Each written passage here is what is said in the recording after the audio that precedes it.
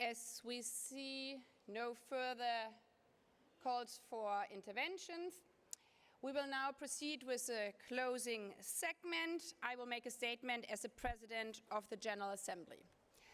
Excellencies, ladies and gentlemen, while I'm closing this second World Summit for Social Development, this is not an ending, it's the beginning of walking the last mile together to deliver on the Doha Declaration and the Sustainable Development Agenda 2030, to leave no one behind.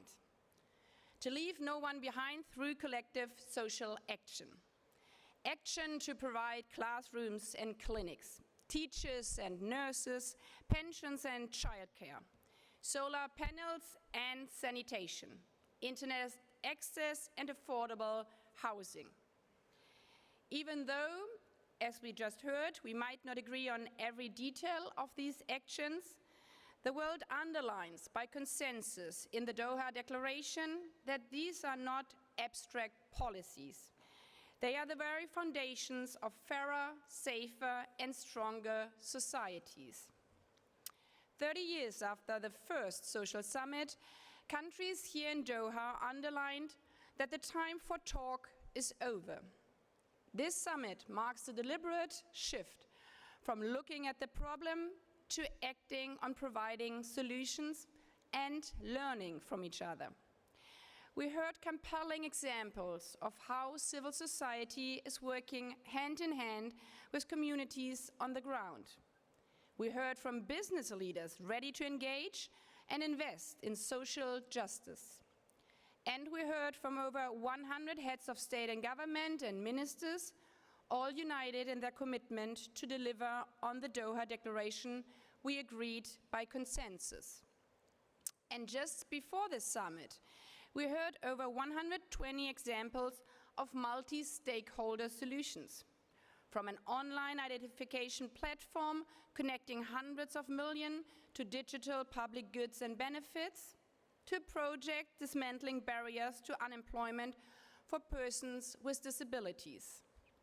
Now, we have to ensure that we put these innovations and collaborations into action, make them scalable to lift the remaining 800 million out of extreme poverty.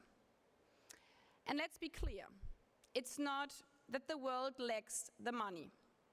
Recommitting to the SDGs means filling the $4 trillion annual resourcing gap. And there's plenty of capital out there. The question is where this capital and how it is invested. Social development is not an act of charity.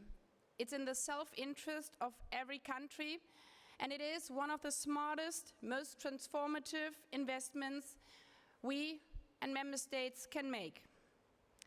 Inclusive business models could unlock an estimated $12 trillion in market opportunities and create 380 million jobs by 2030, jobs for men and women.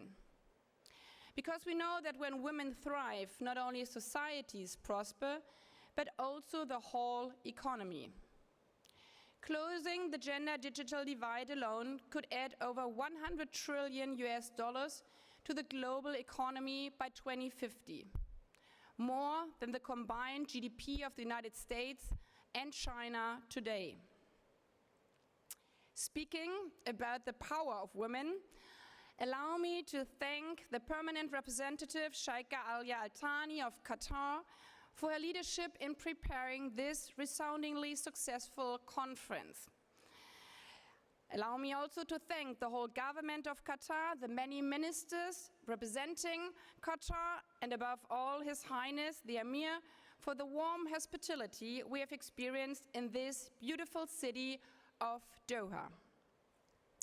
Ministers, Excellencies, while it is important to focus on these structural changes in the Doha Declaration, many reminded us rightly that there can be no sustainable development without sustainable peace. Conflict not only destroys lives, families, future, Conflict and crisis also unravels decades of social progress. These crises demand immediate and collective humanitarian action. And we have to be honest with ourselves that the current cuts in funding, especially to the World Food Programme, means literally that babies and children are starving. Not because, as one resident coordinator put it bluntly, we are not delivering, but because we are not delivering emergency nutritional packets to infants anymore due to these cuts. Again, this is avoidable. The food is there, the nutritional packets for infants are there, they are even sitting in warehouses. What we need is a political will from member states.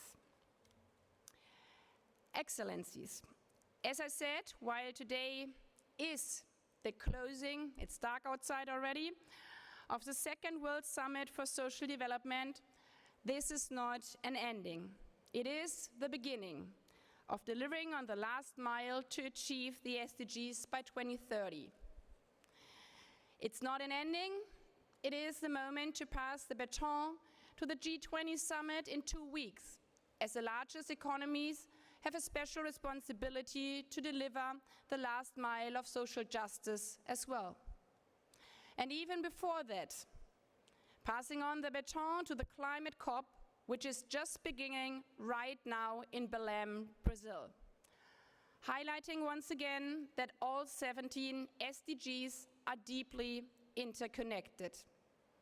There can be no social justice without climate action. And without both, there will never be lasting peace and security. By that, I declare closed the World Social Summit under the title, the Second World Summit for Social Development.